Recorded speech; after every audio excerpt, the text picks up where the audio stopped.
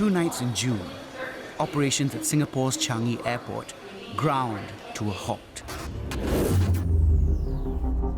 Flights were delayed or diverted at Changi airport on Monday night due to unauthorized drone activities and... Drones were spotted illegally hovering a few kilometers away from the airport, causing 55 flights to be delayed and 8 flights diverted.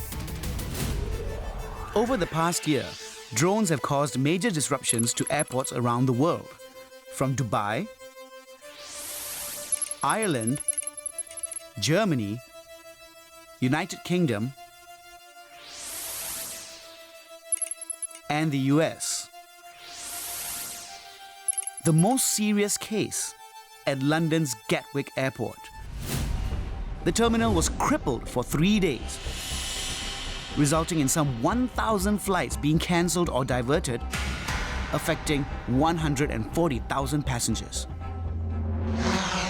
In this episode, I'll tell you all you need to know about drones, so you don't break the law.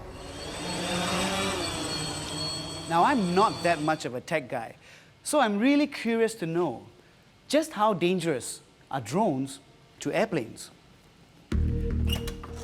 For some answers, I'm meeting drone expert Professor Feng Xiaohui. Yes, hi. He has nearly a decade of experience in drone training, design, and development.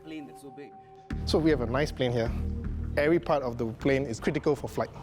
And even if a drone is not moving, an impact from a plane that's traveling more than 200 kilometers can be dangerous. You can hit the wing, you can hit the fuselage, and it might damage the plane and cause it to run into problems. And this is in which part of the flight of a plane? So the drones can only go to a certain altitude. So during the takeoff and landing is where drones and aircraft collision can occur. Aside from crashing into the planes, are there any other threats we should be aware of, when it comes to drones and, air bases? Typically, drones are controlled by radio command or signals that are transmitted electronically. These signals might affect the signals on the plane. So you might actually cause the pilots to not talk to the air traffic controllers. How do we actually protect our airport from drones? So our airports are actually really well protected on the ground. The problem right now is that the drone will bypass all the ground barriers. It's because it flies. Okay. And if I think, okay, why don't we just create an air barrier? Then the problem is, then the planes will not be able to land. So you can't erect air barriers. So if we can't put up a physical barrier, do our airports have any kind of security barriers against drones? Most commercial drones today come with a very important safety feature called the geofencing technology. So if the drone detects that it is inside or going to go into the area near the airport, it will prevent the operator or prevent itself from going into this restricted area. Most commercial drones come with a geofencing feature. Think of it as a virtual perimeter or barrier, created using GPS and other navigational satellite signals. This barrier prevents drones from flying near sensitive locations, such as airports. So if drones have this inbuilt geofencing technology, how did the drones get into Changi Airport recently? So most commercial drones, by default, will not allow you to even take off or operate near an airport. So for this to happen, this geofencing technology is disabled. There are people who build drones from scratch. Then this technology may not be implemented. Drones are banned from flying within 5 kilometers of Changi Airport. Lawbreakers can face a fine of up to $20,000 and 1 year behind bars. But from recent events, it's clear some have found a way to bypass security measures. So I've been told people who build their own drones are the ones who can bypass airport security. I do wonder though, how does someone build something as complex as this at home? Good thing is, I know someone who can show me. Joshua Goh loves to fly drones, but building them is his real passion. It's something he's been doing since 2015. Check this out. Whoa! Oh my! Check out the artwork, it's amazing. Why do you go through the trouble of building a drone when you can just buy it from a shop?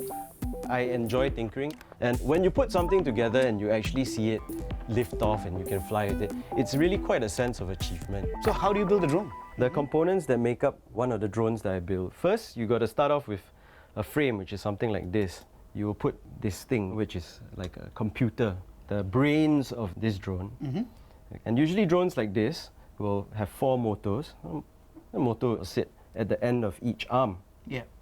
Okay, and we'll have to put some small thing with these antennas sticking out. And this is the communication between the transmitter, the controller, and the drone.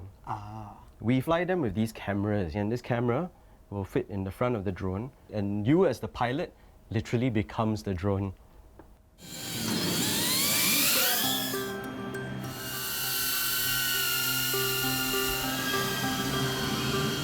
Cool, very cool. Okay. Are there no safety features for these drones? No, not for these, because being so light,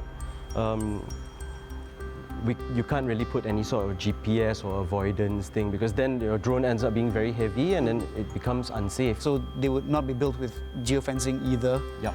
But after spending so much time to refine that craft of flying, personally, I wouldn't want to do anything that will jeopardize the enjoyment and that I get from flying my drones. I'm not too sure we should be that dismissive of the security risks these self-made drones bring. Because all it takes is just one individual with malicious intent to bring the whole drone community down. But security risks aren't the only thing we should be worried about. I soon find out there's something even more sinister in store. So give me a few moments. No!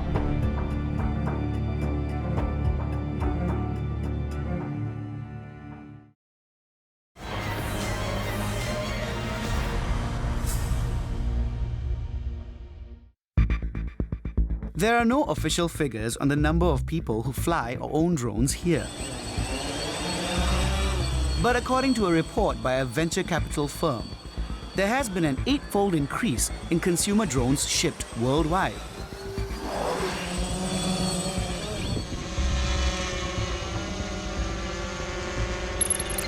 From 500,000 in 2013 to over 4 million in 2015.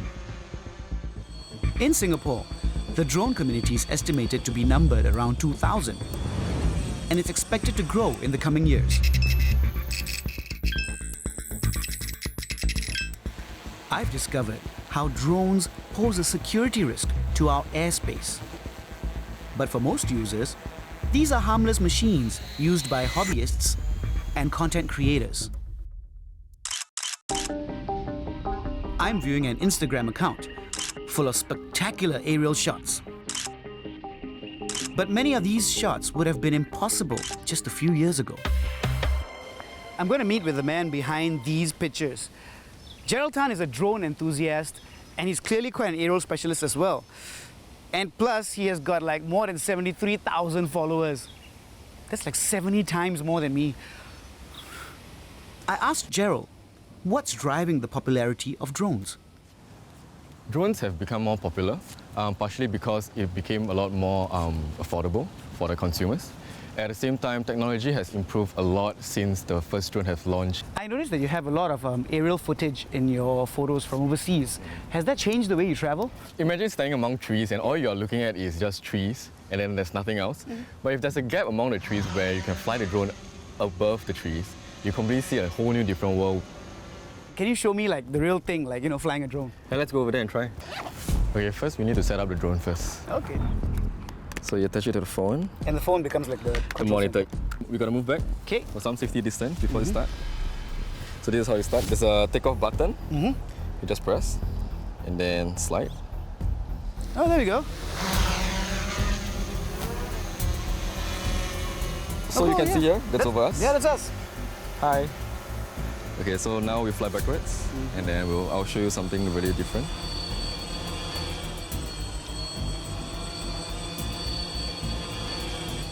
This is pretty amazing, man. I don't think you can get this kind of perspective if you don't use a drone. Now I can see the appeal of owning and flying a drone.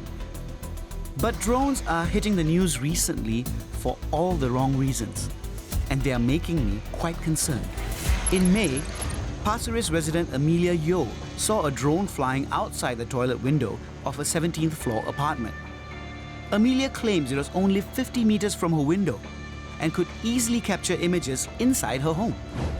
In another case, a drone was spotted hovering around a residential estate in Punggol. In fact, drones have become such a concern in Singapore's residential areas that many condominiums have banned drone flying on their premises. I'm meeting Francisco Furtado. I hear he's suspicious about drones. He tells me he's got something he wants to show that will definitely shock me. Well, because drones can be used to intercept your information that is transferred wirelessly. What? Yeah. Like seriously? Yep. Like through my wireless network? Yes. You can steal my info? Something like that.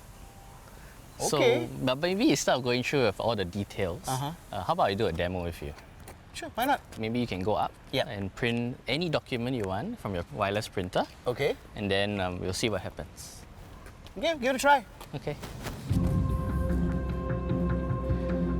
Okay. So, Francisco's asked me to print something out. So let's see what's there to print. What shall I print? I think I'll print my script.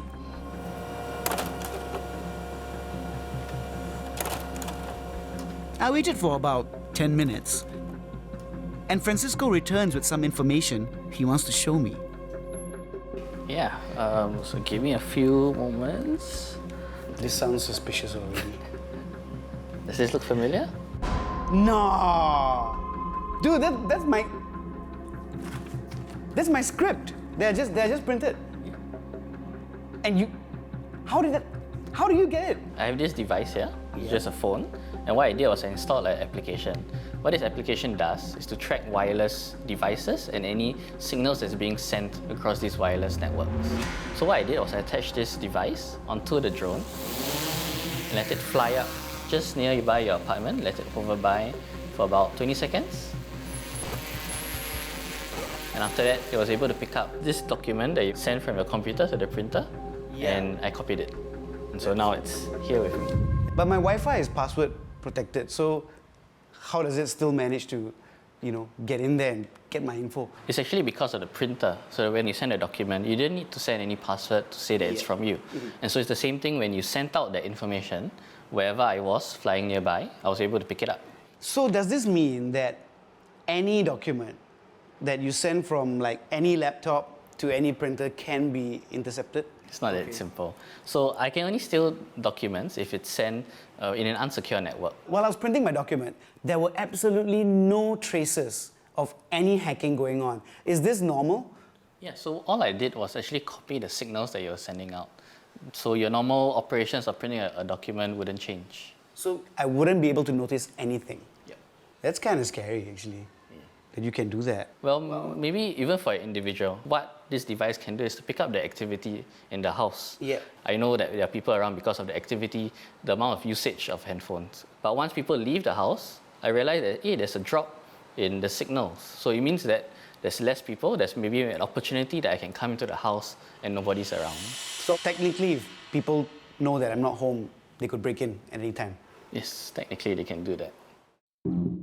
In a highly urbanized city like Singapore, it's very worrying to learn how easily drones can navigate through our living spaces and become avenues for people with malicious intent to hack into our business and private lives. So, what can we do to mitigate these risks? The light turn yellow on fail-safe mode. The drone will then slowly, after a few seconds, Wow!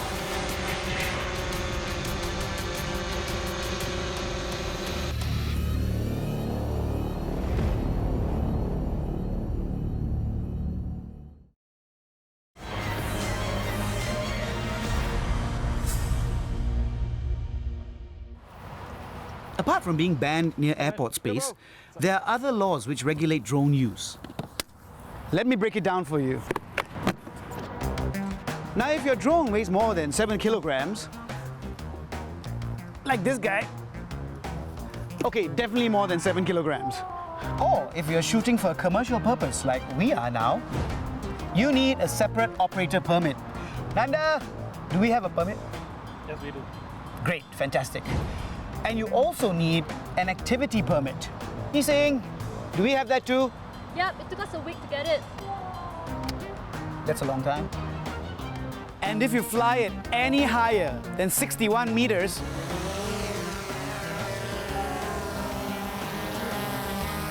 which I think is about here,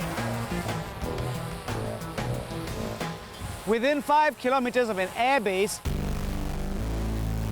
or any restricted or protected areas like the Padang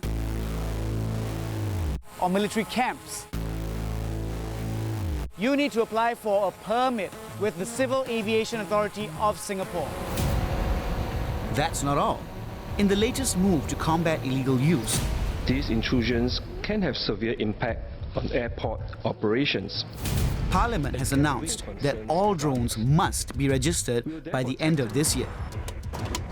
There will also be a new licensing framework for anyone flying what's described as large and capable drones. Large and capable drones. Now, I have no idea what these are, but there must be a reason why people who fly them need to be licensed. I'm visiting Avetics Global, a local drone solutions company that builds customized drones for clients in the industrial space. Check that one out. Man, this is huge. Hi. Hi, Wei Liang. I've not seen a drone this big up close before, man. So in Singapore, a large drone will be like a drone above 7 kg because this drone is about 15 kg. It's considered a large drone. Okay. You know what? Let me just show you what it does right now. This is the delivery box that we have on the drone, and this is what delivers the packages. So simple. Just put it in, close it, and we're ready.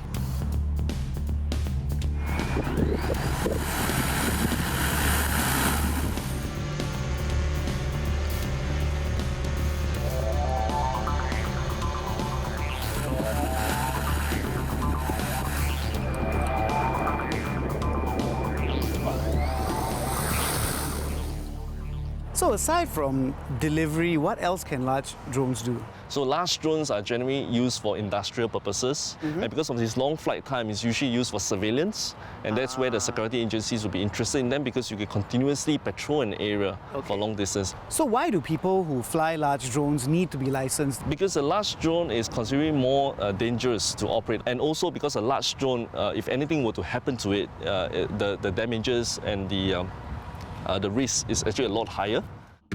Apart from licensing the operator, the advisory panel tasked with looking into rules for unmanned aircraft systems has also proposed that drones with a total takeoff weight of more than 250 grams be registered.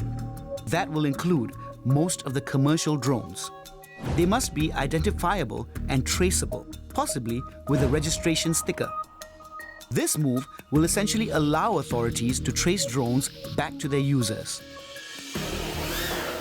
Will this slew of new regulations be the solution to our drone problems? I'm getting answers from some hobbyists at a drone design and building event. Do you think the regulations will work? The regulations are meant to implement some sort of traceability to the drones, but it's not meant to, it's not effective enough to stop bad guys from doing bad things, you see. What I'm trying to say is if I'm a bad guy, I want to do something wrong, I just don't stick the sticker, right? Or I don't do anything to my drone. Drones above 250 grams will need to be registered. Do you think this will work? Yes and no. Yes, in a sense that it will give, because everybody's registered their drones, right? It gives them a bit more pause before they start to think of doing funny things. But truly, if a person really wants to do malicious things with their drone, they simply won't register. Or if they're registered, they simply won't put a registration number on their drone. Ultimately, it will depend on a lot more on enforcement than the actual registration itself. If people are going to find ways around the law, perhaps we need something more aggressive to deal with errant drone operators? During my investigation, I came across something called Counterdrone technology. I want to know how this works. So I arranged to meet the people at TRD Singapore. The company specializes in anti-drone systems. I've been told they're the ones to go to if I want to take down a drone. What is it I'm carrying? What you're having now is a man-packed drone detection system. A system will pick up the drone once they turn on the power start transmitting. Even before takeoff, you can pick up the drones. Check this out. Looking pretty all right, I think. Do I look cool? Cool. And what do you have? Well, I have this jammer. Okay, so let's see the taking down of a drone. Okay, now drone ready. Come on. So over there, the drone take off. You can see over a signal, pick up a drone. Drone come, jammer on, drone stop. The light turn yellow on fail-safe mode. The drone will then slowly, after a few seconds. Wow. Okay, so it doesn't go crashing down in someone's head. Okay. Fail-safe mode and in your command.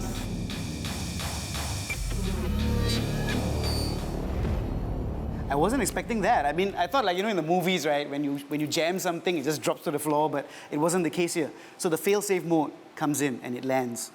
Yes, just now you have just seen is a man-packed handheld system, detect and defeat. What if you need to protect a big areas like airports or bigger ports, thing like that? I'm going to show you to a bigger system. Okay, wait, let me put this down first. Wow. Wow, really? Like, look at this stuff. What is all this? This is a full suite of anti-drone solution. The whole idea, you need this to protect bigger areas against drones. This is a passive radio frequency direction finders. What it does is detect the transmission. And what if the drone don't transmit videos? Then you need an active system which emits signal, like radar, to find this is the moving objects. Bring your camera to look at the drones. Now you can tell what kind of drones, whether the drone carry a bomb. What are the kinds of challenges you face in taking down drones? One of the bigger challenges in anti-drone is you must find operators. Otherwise, tomorrow the operators will come back with more drone and better tactics. When you jam the drone, doesn't it like find the operator? You send it home point, the operator may come or may not come. And the home point is not necessarily your home lah. It could be any point he sets. Returning home. A home point set by the user is the location where the drone automatically returns to when the machine runs low on battery or when there's a connection loss between the drone and remote control system. Next 1-2 years, more drone will come. So drone technology, like it or not, is going to move faster than anti-drones. So we have to continue to catch up. We have to continue to find way and means from concept, from technology, to find way to defeat the drone or to control the drone.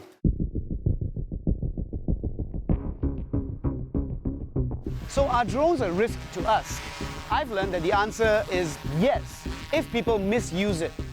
So while the new rules might not necessarily be perfect, they are a necessary step to ensure responsible drone flying among the growing community of users in Singapore.